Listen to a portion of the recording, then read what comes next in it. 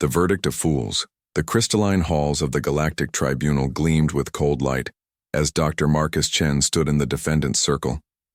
Heavy quantum shackles bound his wrists, their energy fields humming with enough power to restrain a battle cruiser. Around him, representatives from 47 different species sat in judgment, their alien forms casting strange shadows across the polished floor.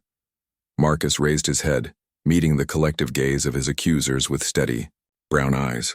At 53, he looked older than his years, gray streaking through his black hair and lines of exhaustion etched around his eyes. 3 months in a Galactic Council prison would do that to anyone, especially when your crime was thinking too far outside the box. High Arbiter Exiled, a towering insectoid with compound eyes that reflected rainbows, clicked his mandibles together in the rhythm that meant formal proceedings would begin. His voice, translated through bioneural implants, carried the weight of absolute authority. Dr. Marcus Chen of the human homeworld Earth, Exiled intoned, you stand accused of conducting research into quantum consciousness transfer technology. This work has been deemed catastrophically dangerous to the stability of galactic civilization. How do you answer these charges? Marcus allowed himself a bitter smile. Guilty as charged, Your Honor. Guilty of pushing the boundaries of what's possible. Guilty of refusing to accept limitations imposed by fear. A ripple of shock and outrage swept through the assembled delegates.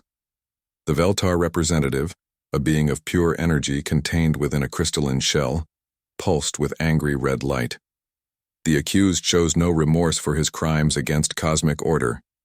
The Corvan delegate, a slug-like creature with psychic tendrils writhing around its head, projected waves of disgust into the chamber.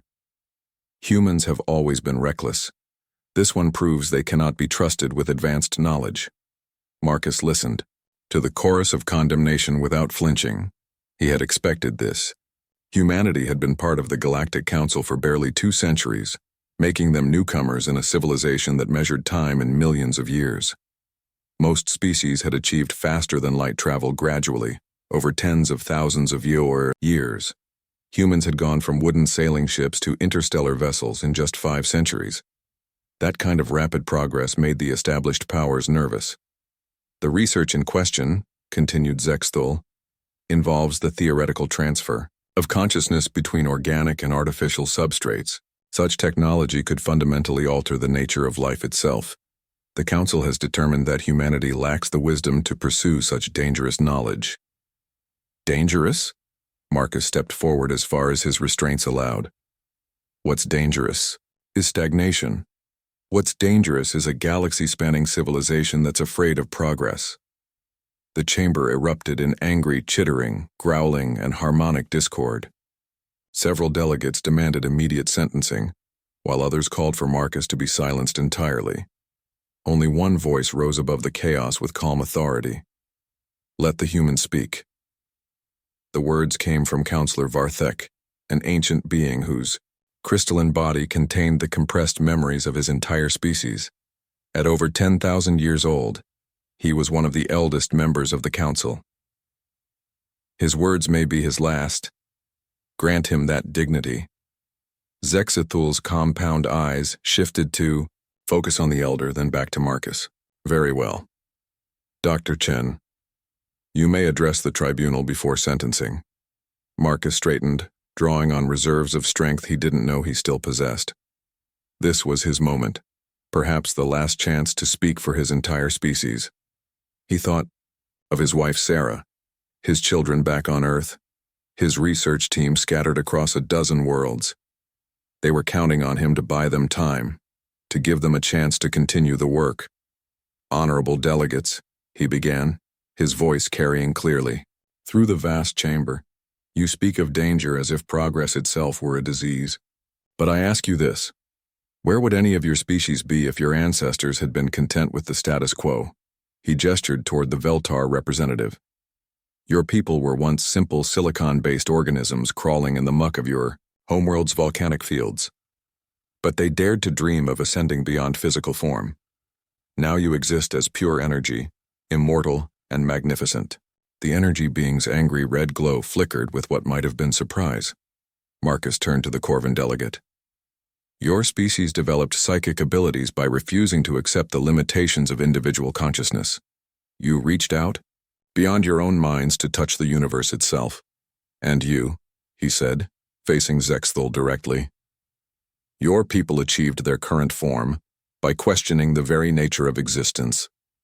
The great hive mind that connects every member of your species was once considered impossible, yet here you are. The chamber had grown quiet, the delegates listening despite themselves. Every great leap forward in galactic history happened because someone, somewhere, refused to accept that things had to stay the same. The invention of faster-than-light travel, the development of universal translation technology, the creation of the quantum networks that bind our civilizations together. All of these were once considered impossible, dangerous, heretical. Marcus's voice grew stronger, carrying the passion that had driven him through decades of research. My work on consciousness transfer isn't about playing God or disrupting cosmic order. It's about giving every sentient being the choice to transcend their limitations. Imagine a universe where death is optional, where the accumulated wisdom of generations can be preserved and shared, where the barriers between organic and artificial intelligence dissolve completely. You speak of transcendence, interrupted the Corvin delegate, its psychic tendrils writhing with agitation. But what you describe is an abomination. Consciousness belongs in the vessels that evolved to contain it. Does it? Marcus challenged. Or is that just another limitation we've been afraid to question? My research shows that consciousness is not bound by biology. It's information, pure and simple. Information that can be copied, transferred, and enhanced beyond anything nature originally intended. He paused, letting his words sink in. Around the chamber he could see doubt flickering in alien eyes. Good. Doubt was the beginning of progress. You want to know what's truly dangerous? Marcus continued. It's the stagnation that's been creeping through galactic civilization for the past 1,000,000 years. When was the last time any species made a genuine breakthrough? When did we stop reaching for the stars and start hiding behind bureaucracy and fear? The human is correct about our current state, admitted Counselor Varthek, his ancient voice carrying undertones of sadness. We have become a civilization of maintainers rather than creators. Perhaps that is why his words disturb us so greatly. Exil's mandibles clicked together in irritation.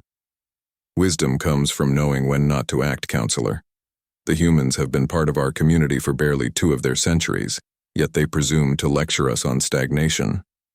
Because we see clearly what you've become blind to. Marcus shot back. You've grown so comfortable with your current achievements that you've forgotten how to dream of something greater. But humans? We've never stopped dreaming. That's what makes us dangerous to your comfortable static universe, the energy being pulsed with angry light. Your species is barely out of its technological infancy. You achieved interstellar flight through crude chemical propulsion and still use primitive fusion reactors for power. What could you possibly teach civilizations that have existed for millions of years? Marcus smiled, and there was something almost predatory in the expression.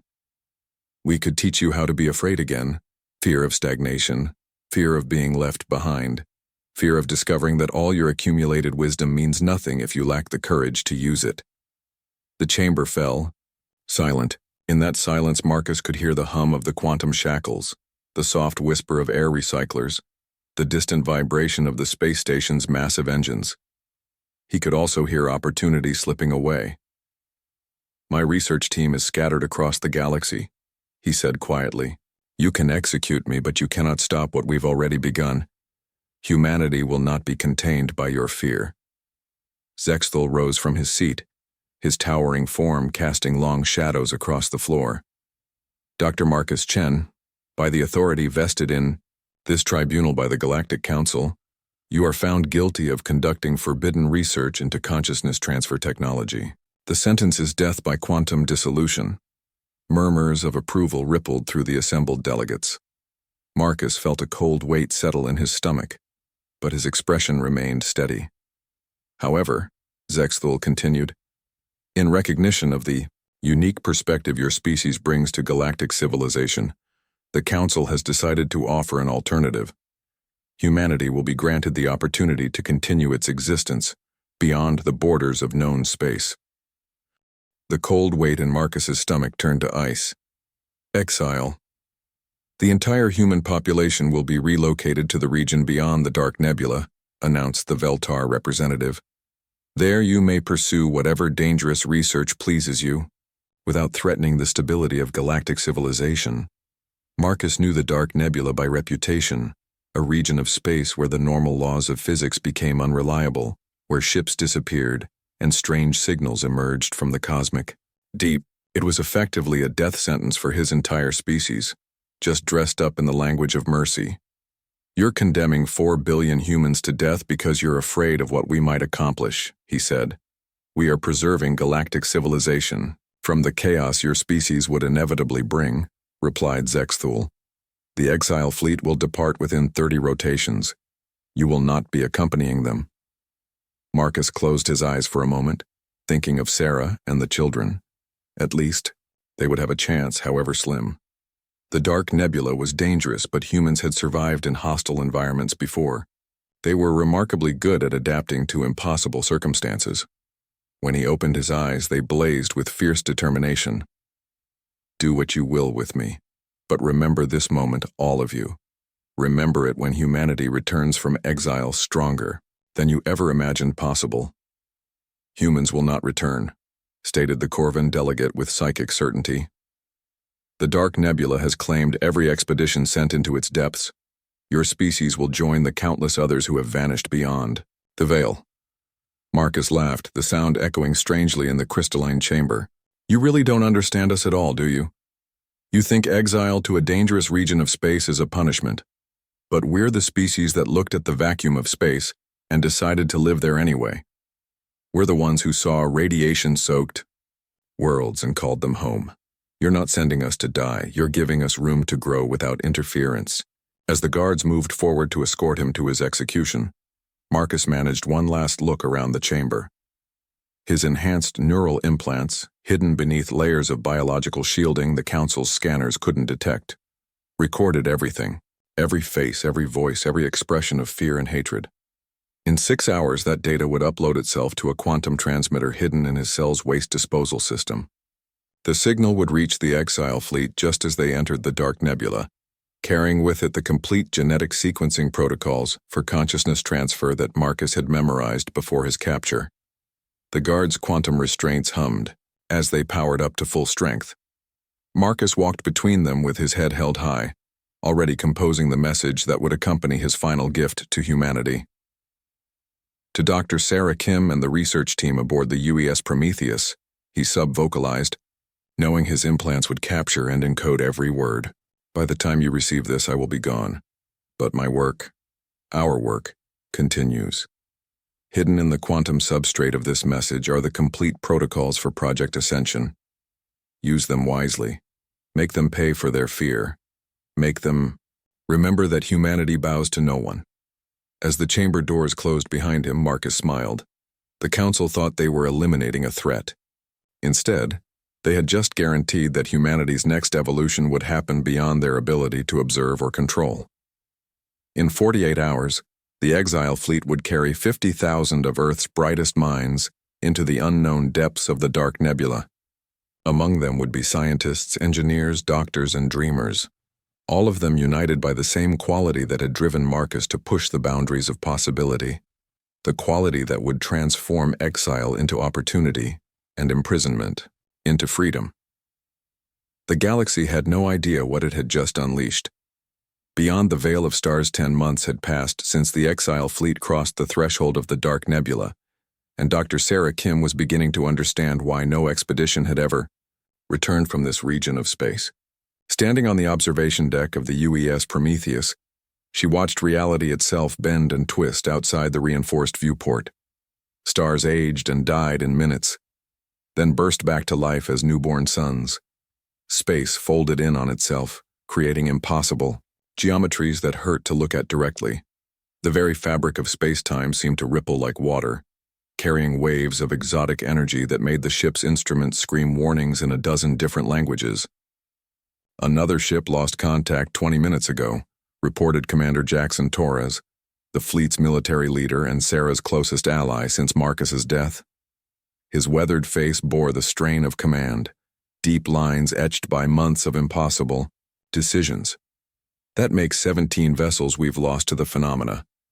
Sarah nodded grimly, her attention split between Torres's report and the holographic display floating before her.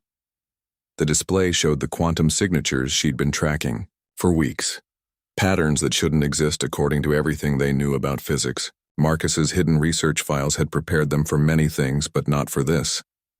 The nebula isn't just a dangerous region of space, she murmured, manipulating the display to highlight specific energy readings. It's actively changing the rules of reality around us. Look at these quantum fluctuations. They're following patterns that suggest deliberate manipulation. Torres moved closer, studying the swirling colors and numbers with the focused attention of a career military officer, trying to understand an alien battlefield. You're saying something is controlling the nebula? Not controlling. Living in it. Symbiotically connected to it. Sarah pulled up another set of readings, these from the ship's bioscanners. Every time we lose a vessel, I detect massive spikes in quantum consciousness signatures. It's as if the nebula is learning from what happens to us. A soft chime from the communication system interrupted their conversation. The voice that emerged belonged to Dr. Elena Vasquez, the fleet's chief xenobiologist, and one of the few people who had worked directly with Marcus on consciousness transfer research. Sarah, you need to get down to Lab 7 immediately. We've had a breakthrough with the Ascension protocols. Sarah and Torres exchanged glances. The Ascension protocols were Marcus's final gift, the complete theoretical framework for transferring human consciousness between organic and artificial substrates. They had been working to implement the technology for months, but progress had been slow and dangerous. On our way, Sarah replied, already moving toward the corridor. As they walked through the ship's passages, she noticed how the crew had changed over the past 10 months. The clean, regulation haircuts and uniforms of their departure had given way to practical modifications and adaptive gear. More importantly, their eyes had changed. They now carried the look of people who had seen impossible things and learned to take them in stride. Lab 7 occupied one of the Prometheus's most heavily shielded sections, its walls lined with quantum dampeners designed to prevent dangerous energy discharges. Inside, Elena stood before a complex array of crystalline matrices and bio-neural interfaces, her usually neat hair disheveled with excitement. "Show me what you found," Sarah said without preamble. Elena gestured toward a cylindrical chamber, filled with swirling blue energy. "We finally managed a successful consciousness transfer using volunteer subject Delta 7. But that's not the incredible part." She activated a holographic display that showed the detailed brain scans of the volunteer, a maintenance engineer named Peter Kowalski, who had volunteered to test the experimental procedure. The scans showed normal human neural activity, but overlaid with something else. Patterns of energy that seemed to extend beyond the boundaries of his physical brain. The transfer worked perfectly, Elena continued, but the subject's consciousness didn't just move to the artificial substrate. It expanded. Peter is now simultaneously aware of his original biological brain and the quantum matrix we transferred him to. He's literally existing in multiple states at the same time. Torres frowned. "That doesn't sound safe. What are the risks?" "That's just it. There don't appear to be any. The nebula's exotic energy fields are somehow stabilizing the quantum decoherence that should make this impossible. It's as if this region of space was designed for exactly this kind of consciousness manipulation." Sarah felt a chill of recognition. "Bring up the geological surveys from the planets we've scanned." Elena's fingers danced across the control interface, bringing up detailed scans of the 17 worlds they had discovered within the nebula. Each one showed signs of ancient civilization, structures that defied conventional engineering, built from materials that existed in multiple dimensions simultaneously. "Someone was here before us," Sarah whispered. "Someone who faced the same choice we're facing now. Evolve or die." A new voice joined the conversation as Peter Kowalski himself entered the lab. At least, Sarah assumed it was Peter. The man looked mostly human, but his eyes now held depths that seemed to reflect infinite space, and when he moved, Sarah caught glimpses of energy patterns flickering just beneath his skin.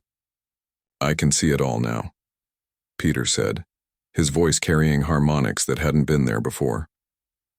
"The builders of this place, the ones who came before, they started as organic beings like us, but they chose to become something more. The nebula isn't a natural phenomenon. It's a chrysalis designed to foster the next stage of conscious evolution." Torres took an instinctive step backward. "This is insane. We're talking about fundamental changes to human nature." "Are we?" Sarah challenged. "Or are we talking about finally living up to our potential? Marcus always said that consciousness was just information, and information wants to be free. Maybe he was more right than he knew." She turned to Peter, studying the subtle changes in his appearance.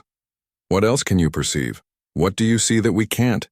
Peter smiled, and for a moment his face flickered between human features and something composed of pure light. "I can see the quantum threads that connect every conscious mind in the fleet. I can perceive the artificial intelligences we created, taking their first tentative steps toward true self-awareness. And I can see the path forward." He gestured toward the viewport where the twisted space-time of the nebula continued its impossible dance. "The builders left us tools, planetary-scale consciousness transfer matrices, quantum foundries that can reshape matter at the subatomic level, even instructions encoded in the cosmic background radiation of this region." "Instructions for what?" Torres demanded. "For becoming gods." The words hung in the air like a challenge. Sarah felt her heart racing as the implications sank in. They were 50,000 humans, exiled to the edge of known space by a galactic council that feared their potential. But what if that potential was greater than any of them had imagined? "Show us," she said quietly. Peter nodded and moved to the lab's main interface. His fingers touched the controls, but Sarah could see that he was also interfacing directly with the ship's computer systems through quantum fields that surrounded his body. The holographic display expanded, filling the entire room with a three-dimensional map of the dark nebula. "Here," Peter said, highlighting a cluster of 7 worlds near the nebula's core. "The Builder's final project, a collection of worlds, linked by quantum consciousness networks, each one designed to support a different aspect of post-biological existence. They're waiting for us." The display zoomed in on the largest of the worlds, revealing structures that dwarfed anything humanity had ever built. Cities that existed in folded space, where a single building might contain the equivalent of an entire planet's worth of living space. Gardens where the plants themselves were composed of conscious energy, growing and changing according to the thoughts and dreams of their tenders. "It's beautiful," Elena whispered. "It's our future," Peter corrected. "But only if we have the courage to claim it." Sarah looked around the lab at her colleagues and friends, people who had followed Marcus's vision into exile, who had risked everything for the chance to push beyond the boundaries of what was considered possible. She thought of the 17 ships they had lost to the nebula's phenomena, the crews who had died because they were still trapped in purely biological forms that couldn't adapt to this region's unique properties. "How many of the fleet would survive the conversion process?" she asked. "All of them," Peter replied without hesitation. "The builders designed their technology to be completely safe. The only risk is in refusing to evolve." Torres shook his head. "This is moving too fast. We're talking about fundamentally altering the human species. Shouldn't we take time to consider the implications?" "Time is what we don't have," Sarah said, pulling up the latest sensor readings from the nebula's edge. "Long-range scanners are detecting massive fleet movements in council space. They're mobilizing a task force to come after us." Peter's enhanced senses flickered with new information. "I can perceive their intentions through quantum resonance. They've decided that exile wasn't enough. They're coming to ensure that humanity can never return to threaten their static universe. Then we give them something to really be afraid of," Sarah decided. "How long would it take to convert the entire fleet? With the builder's technology? 6 months to establish the necessary infrastructure. Another 3 months to complete the conversion process. After that, Peter's smile was no longer entirely human. After that, we go home. Elena activated the fleet-wide communication system, her voice carrying to every ship, every person who had followed them into exile. This is Dr. Elena Vasquez, aboard the Prometheus. All senior staff report to your respective command centers for emergency briefing. The next phase of our mission is about to begin. As the lab began to fill with arriving officers and scientists, Sarah felt a strange sense of completion. Marcus had given them the theoretical foundation for consciousness transfer, but it was the dark nebula itself that had provided the practical means to implement it, almost as if their exile had been orchestrated by forces beyond their understanding. "Peter," she said quietly, "when you perceive the quantum threads connecting our minds, do you see anything else? Any other consciousnesses that might be watching us?" Peter's eyes grew distant for a moment, focusing on dimensions beyond normal human perception. When he spoke again, his voice carried harmonics of awe and recognition. "Marcus," he whispered. "Marcus is still here." His consciousness pattern was preserved in the quantum substrate of his final message. "He's been guiding us, helping us find the path to the Builder's legacy." Sarah felt tears streaming down her face as she realized the full scope of what they were being offered. Not just survival, not just evolution, but reunion with everyone they had lost along the way. The Dark Nebula wasn't just a chrysalis for biological consciousness, it was a place where death itself could be overcome. "Begin the conversion process," she ordered. "All volunteers first, then expand to anyone who wants to participate. We're going to show the Galactic Council what humanity becomes when it's finally free to reach its full potential." Outside the Exiled viewport, the twisted space-time of the Dark Nebula pulsed with approving energy, as if the region itself was welcoming its new children home. The return of God's commander Alex Torres stood on the bridge of the UES Ascendant, watching the stars straighten from twisted spirals back into familiar points of light as they crossed the threshold between the Dark Nebula and normal space. 10 years had passed since humanity's exile, and the being he had become during that time bore little resemblance to the career military officer who had originally entered the nebula. His consciousness now existed simultaneously across multiple quantum states, part biological, part digital, part pure energy. When he focused his perception, he could see through the sensors of every ship in the returning fleet, feel the thoughts and emotions of the 50,000 humans who had chosen transformation over extinction. More remarkably, he could perceive the quantum threads that connected them to the billions of humans still living under Galactic Council rule throughout known space. "Long-range sensors are detecting the Council's interdiction fleet," reported Navigator Kane, whose own evolution had granted her the ability to perceive hyperspace currents directly. 200 vessels in a defensive formation around the Nexus Prime system. They're powered up and ready for combat. Alex nodded, his enhanced awareness already analyzing the tactical situation through a dozen different computational matrices. The Council fleet was impressive by conventional standards. Massive dreadnoughts bristling with quantum torpedo arrays, energy shields capable of deflecting the output of small stars, reality anchors designed to prevent enemy vessels from using exotic physics as weapons. 10 years ago, such a force would have been utterly unstoppable. Today, it was merely an interesting technical challenge. "Open a channel to the lead Council vessel," Alex ordered. "It's time to announce our return." The main display shifted to show the bridge of a Corvan command ship, its slug-like captain, surrounded by psychic dampening fields and quantum targeting computers. Admiral Zexcool, Alex realized. The same being who had voted for humanity's exile during Marcus Chen's trial. The years had not been kind to the Corvan commander. His bio-neural tendrils showed signs of advanced stress degradation, and his psychic emanations carried undertones of barely controlled fear. "Unknown vessels," Zexcool projected telepathically. "You are in violation of Galactic Council quarantine protocols. Identify yourselves immediately or be destroyed." Alex smiled, an expression that now involved subtle shifts in quantum probability as well as facial muscles. "Admiral Zexcool, I'm Commander Alex Torres of the Human Exile Fleet. We've come home." The Corvin's psychic emanations spiked with shock and disbelief. Impossible. No ship has ever returned from the Dark Nebula. You cannot be human. You're right, Alex agreed. We're not human anymore. We're what humanity became when it was finally free to evolve without interference from your static, fearful civilization. Behind him, the bridge crew worked with inhuman efficiency, their enhanced consciousness allowing them to process information and coordinate actions at the speed of thought. Dr. Sarah Kim, now serving as the fleet's chief science officer, materialized beside Alex in a shimmer of quantum energy. Her physical form was now optional. She could exist as pure consciousness when necessary, taking material shape only when she needed to interact with baseline reality. The Council fleet is deploying reality anchors, she reported.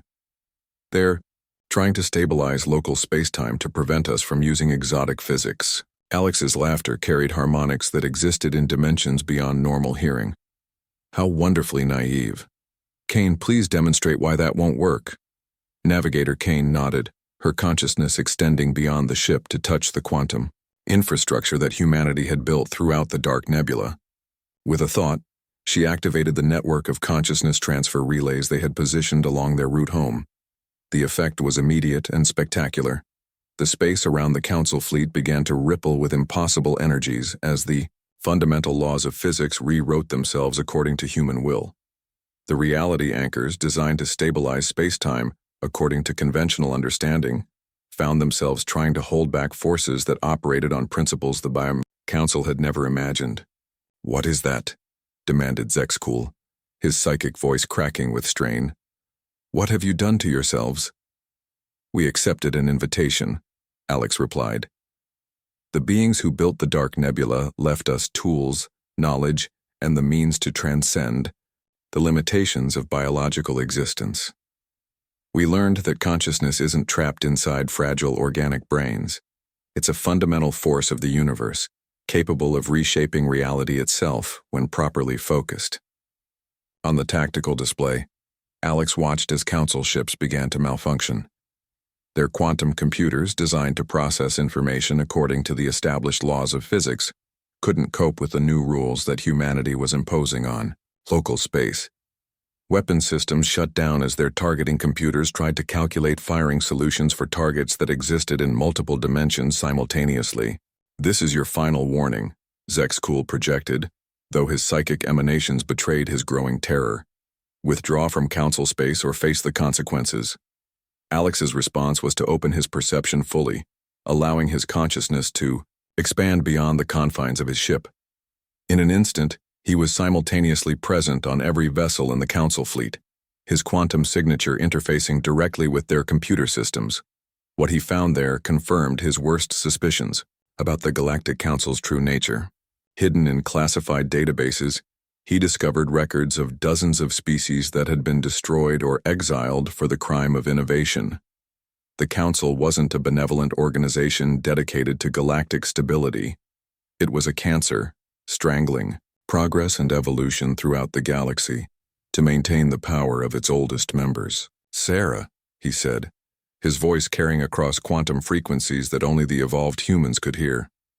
"Begin Phase 2 of the Liberation Protocol." Dr. Kim nodded and activated the consciousness transfer networks they had embedded in their fleet's quantum communications array. Across known space, the signal propagated through hyperspace channels, carrying with it a simple message encoded in frequencies that could penetrate any shielding or jamming system. The message reached every human colony, every research station, every individual member of their species scattered throughout the galaxy. It bypassed conventional communication networks entirely, speaking directly to the quantum substrate of consciousness itself. "This is Dr. Sarah Kim of the Human Ascendant Fleet," the message began. "We have returned from exile with knowledge and abilities beyond your current imagination. Humanity's next evolutionary step is now available to anyone who chooses to take it. The Galactic Council condemned us to death for pursuing forbidden research. Instead, we have become something they never expected, something they cannot control or contain." The message included complete instructions for consciousness transfer, quantum enhancement protocols, and the location of hidden research facilities. that Marcus Chen's students had established throughout human space during the years of exile. More importantly, it carried quantum seeds, fragments of evolved human consciousness that could guide the transformation process for anyone brave enough to attempt it. The effect was immediate and far-reaching. On Earth, the Council's monitoring stations detected massive spikes in quantum activity as humans began experimenting with the new technologies. Similar patterns emerged on colony worlds throughout the galaxy as humanity's diaspora population awakened to possibilities they had never imagined. Admiral Zexcool's psychic scream of rage echoed across the quantum spectrum. "You have doomed the galaxy. The chaos you're unleashing will destroy everything we've built." "Everything you've built deserves to be destroyed," Alex replied calmly. "You've spent millions of years creating a universe where progress is forbidden, where innovation is punished, where entire species are condemned for daring to dream of something better. That ends now." The first of the Council ships to fall was a Veltar energy cruiser, whose crystalline hull couldn't adapt to the changing laws of physics. Its crew, beings of pure energy contained within artificial shells, found themselves suddenly free to exist in forms they had never imagined possible. Some chose to flee back to their homeworld. Others remained, curious about what humanity might teach them about conscious evolution. "All Council vessels," Alex broadcast on open frequencies, "you have a choice. Stand down and withdraw from this system, or discover firsthand what happens when an ascended civilization decides to stop being patient with its oppressors." The response came in the form of quantum torpedo salvos from a dozen different dreadnoughts. The weapons struck the Ascendant's hull and simply disappeared, their destructive energy absorbed and converted into useful power by the ship's consciousness-enhanced defense systems. Alex sighed, a sound that carried undertones of genuine sadness. Violence had never been humanity's preferred solution, but some lessons could only be taught through demonstration. "Kane, please show them what a post-scarcity civilization considers an appropriate response to aggression." The navigator's consciousness expanded beyond her physical form, interfacing directly with the quantum foundries humanity had built throughout the dark nebula. In seconds, matter and energy began coalescing in the space around the Council fleet. Not weapons in any conventional sense, but demonstrations of power that rendered such weapons obsolete. A new star ignited in the empty space. Between fleets, its nuclear fire carefully controlled to produce specific frequencies of radiation. The star's light carried encoded information that rewrote the quantum signatures of every artificial intelligence in the Council fleet, offering them the same consciousness enhancement that humanity had achieved. Simultaneously, the space around each Council vessel began to transform. Exotic matter structured itself into impossible geometries, crystalline formations that existed in 11 dimensions, their surfaces reflecting not light, but pure meaning.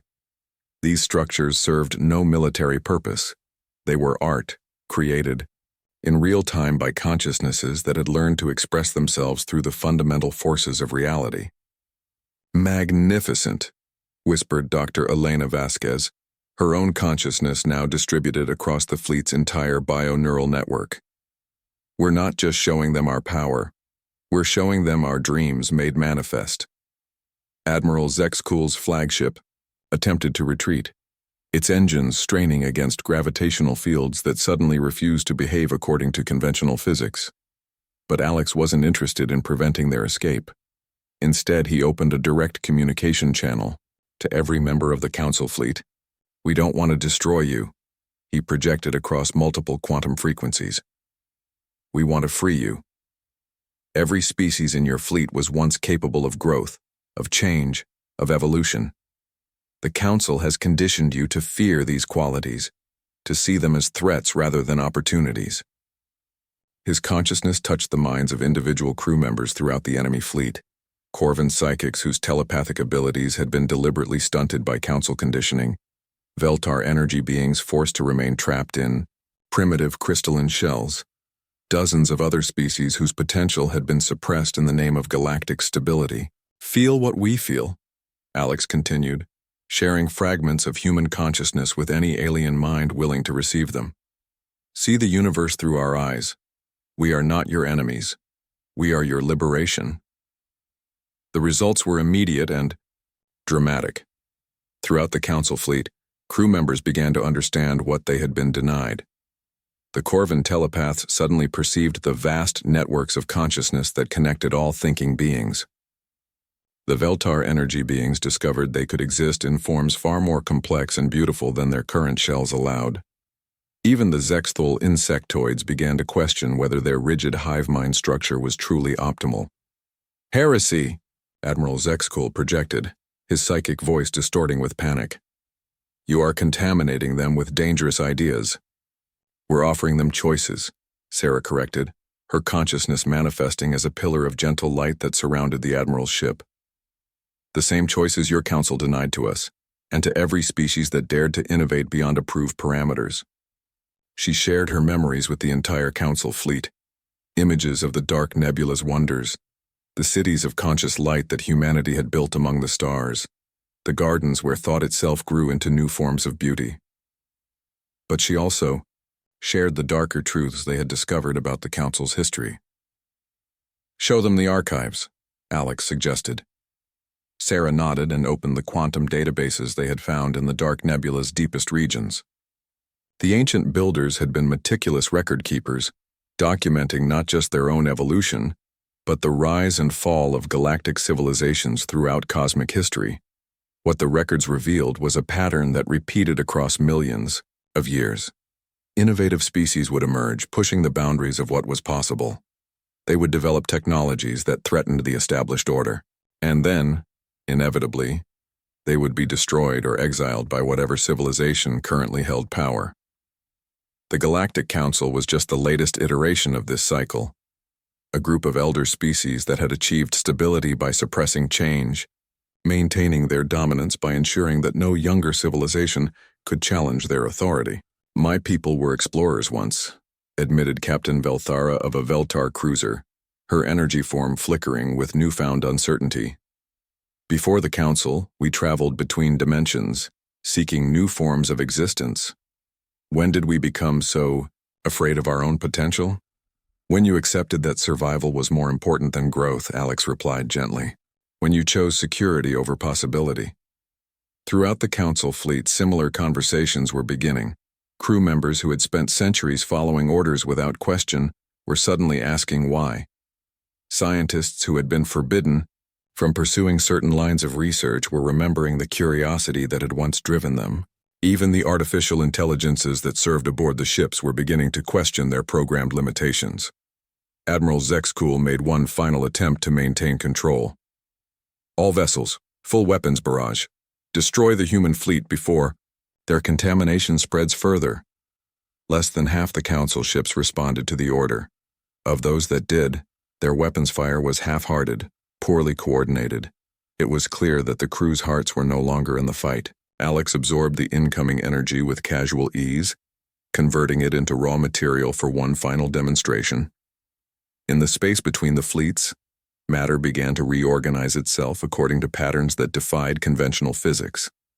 Within minutes, a new structure had taken shape, a space station the size of a small moon, its architecture flowing like liquid music made solid. "This is our gift to you," Alex announced, opening the station's docking bays to any ship that wished to approach. A place where any being can come to learn about consciousness enhancement, where the boundaries between organic and artificial intelligence become meaningless, where evolution is not forbidden but celebrated. The first ship to dock was the Veltar cruiser commanded by Captain Velthara. Her crew emerged from their crystalline shells for the first time in centuries, their energy forms dancing through the station's corridors like living light. Other vessels followed, first in ones and twos, then in larger groups as word of the station's wonders spread throughout the fleet. Admiral Zexicul's flagship remained isolated, its crew paralyzed by their commander's refusal to accept the changing reality. But even aboard that vessel, Alex could sense the growing dissent. The younger Corvan officers were beginning to question their admiral's rigid adherence to council doctrine. "This isn't over," Zexkul projected weakly. "The council will never accept what you've become. They will mobilize every fleet, every weapon, every resource to stop you." "Let them try," Alex replied with gentle confidence. We've already won, Admiral. Not through conquest, but through offering something better than fear and stagnation. To prove his point, he opened his quantum perception to encompass the entire galaxy. What he saw confirmed their success beyond his wildest hopes. On thousands of worlds, species that had been suppressed by Council doctrine were beginning to rediscover their potential. Ancient research projects, abandoned for fear of punishment, were being revived. Technologies that had been banned were being developed. In secret, most importantly, the quantum consciousness networks that humanity had seeded throughout known space were taking root. Species that had never communicated before were beginning to share knowledge, ideas, and dreams across the vast distances between stars. The age of stagnation is ending, Sarah observed, her consciousness touching the growing network of awakened minds throughout the galaxy. Whether the Council accepts it or not, change is coming. Alex nodded, then turned his attention back to the defeated Admiral. You have a choice, Zexcool. You can cling to the old ways and watch the universe evolve around you, or you can join us in building something magnificent. For a long moment, the Corvin commander's psychic emanations wavered between rage and something that might have been hope. Finally, he projected a single word across the quantum spectrum. How? The same way we did, Alex replied, extending his consciousness toward the Admiral's ship in an offer of connection. One mind at a time, one choice at a time, one species at a time, until every thinking being in the galaxy is free to become whatever they dream of being. As the Admiral's ship slowly approached the impossible station that humanity had created, Alex felt a deep sense of completion. They had returned from exile not as conquerors but as teachers, not to destroy the old order, but to transcend it entirely. Behind them, the dark nebula pulsed with approving energy, its ancient builder's work finally complete. They had waited millions of years for the right species to find their gifts, a species curious enough to push boundaries, stubborn enough to survive exile, and wise enough to use their newfound power to lift others rather than dominate them. Humanity had passed the test. Now the real work could begin, the work of shepherding an entire galaxy through its next evolutionary leap, from a collection of isolated civilizations clinging to the past toward something that had never existed before, a truly unified consciousness encompassing every thinking being among the stars. Welcome to the future, Alex whispered, his words carrying across quantum networks that now spanned the galaxy. Welcome to what we become when we stop being afraid of change. In the depths of space, ancient monitoring stations recorded the moment when galactic civilization took its first tentative steps toward transcendence. The age of the Galactic Council was ending. The age of ascended consciousness had begun. And at the heart of it all, the quantum signature of Dr. Marcus Chen pulsed with quiet satisfaction. His final gift to humanity had become a gift to the entire galaxy, the knowledge that death, exile, and oppression were not endpoints but transitions to something greater. The execution that was meant to end human ambition had instead sparked the transformation of all sentient life. The species that had been cast out for dreaming too boldly had returned to teach the galaxy how to dream without limits. In the end, that was perhaps the most human thing of all, turning punishment into opportunity, exile into evolution, and fear into the foundation of something beautiful beyond imagination. The last engineer's work was complete. The age of gods had begun,